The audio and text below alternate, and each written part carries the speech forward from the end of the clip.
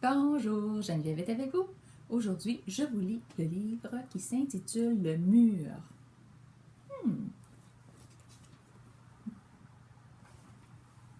Yann et Jean étaient amis depuis toujours. Comme des frères, ils partageaient leur enfance. Une immense prairie était le paradis de leur jeu. Un ruisseau d'eau claire serpentait au milieu des herbes et des fleurs. Et des cerisiers sauvages poussaient en liberté. Souvent, les deux garçons s'y retrouvaient pour faire voler leurs cerfs-volants.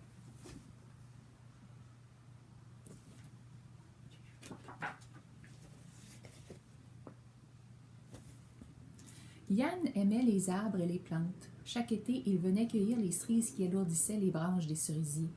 Il les soignait avec amour pour les remercier des fruits qu'ils donnaient. Il coupait les branches mortes, fertilisait la terre. À la longue, il finit par considérer que les arbres étaient à lui.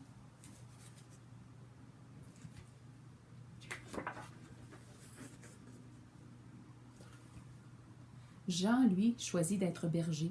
Un printemps, ses brebis donnèrent naissance à tant d'agneaux que le champ de son père devint trop petit. Par une belle journée, il mena donc ses bêtes dans la prairie où l'herbe était abondante. Mais les moutons ne font attention à rien. Ils se mirent à brouter les petites feuilles tendres des cerisiers.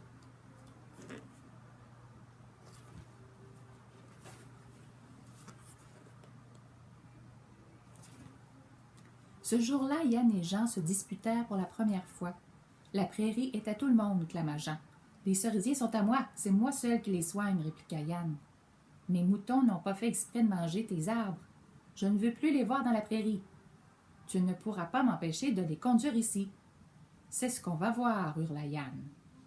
Les grandes chicanes commencent souvent par des bêtises.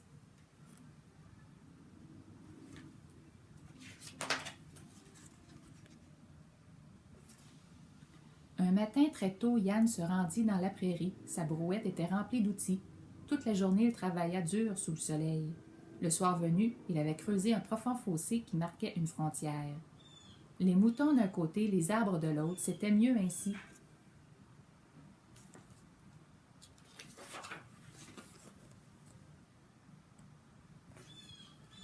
Mais les moutons se moquent bien des frontières. Ils jouèrent à saute-mouton par-dessus le fossé. Ils se retrouvèrent tous du côté de Yann. Et ils se remirent à brouter les petites feuilles tendres des cerisiers. De loin, Jean riait des efforts inutiles de son ami. Pour lui, tout cela était une joyeuse plaisanterie.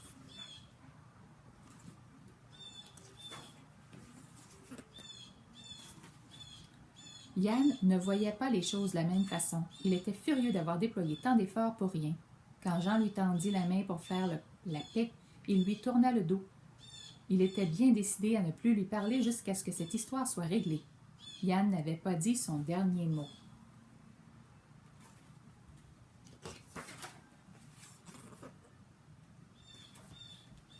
Un matin très tôt, Yann retourna dans la prairie. Sa brouette était remplie de pieux et de fils de fer. Toute la journée, il travailla dur sous le soleil. Le soir venu, il avait construit une solide clôture qui partageait la prairie en deux. Les stupides moutons de Jean ne pourraient plus manger ses arbres. C'était une affaire réglée.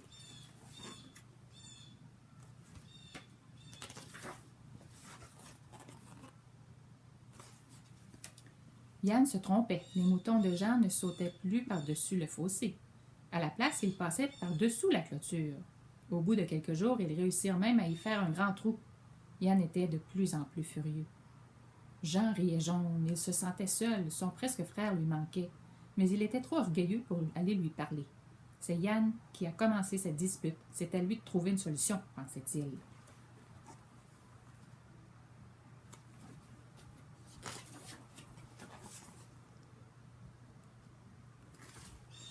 Yann ne s'avoua pas vaincu. Un matin très tôt, il retourna dans la prairie.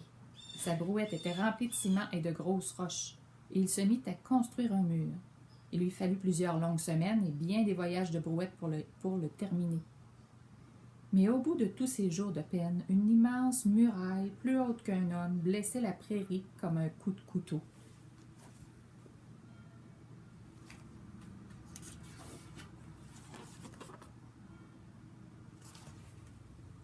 Jean ne riait plus du tout. Le ruisseau et ses moutons allaient boire,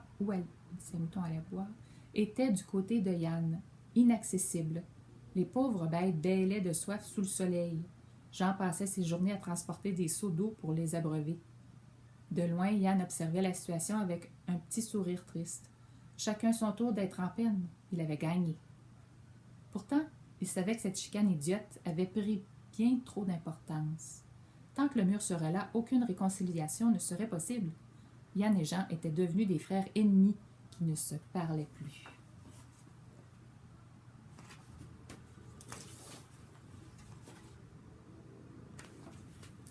Beaucoup de temps passa, le mur resta, et vint un été très chaud avec un ciel de feu. Il ne tomba pas une seule goutte d'eau pendant des mois. Les moutons de Jean périrent de soif l'un après l'autre. Le ruisseau de Yann se dessécha. Les petites feuilles de cerisier se recroquevillèrent. La prairie devint toute jaune. Chacun de leur côté du mur, Yann et Jean regardaient le désastre. Le paradis de leur enfance était devenu un désert. Leur cœur était-il devenu aussi sec que les feuilles mortes?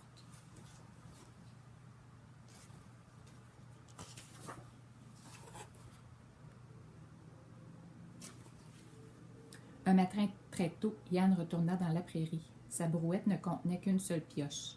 Sous le ciel de feu, il se mit à démolir son mur. Dès qu'il entendit les coups, Jean saisit son plus lourd marteau. Il courut vers la prairie et se mit à frapper lui aussi sur les pierres. Le soir venu, il ne restait plus rien du mur. Sales et épuisés, Jean et Yann se regardaient sans oser se parler. Dans leur cœur aussi, il y avait un mur à abattre. Ils se quittèrent sans rien oser se dire.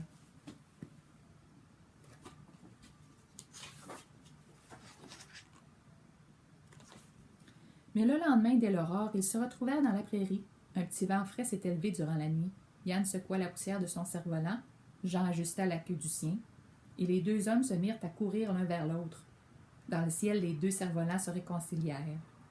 Yann et Jean avaient retrouvé leur prairie et reconquis leurs souvenirs. Mais ils savaient aussi que le mur dans leur cœur avait laissé des traces. Pour eux, plus rien ne serait tout à fait pareil.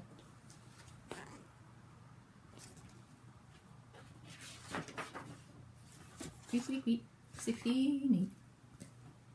Alors, il faut y penser. Est-ce que les chicanes en vaut la peine? Au revoir, les amis!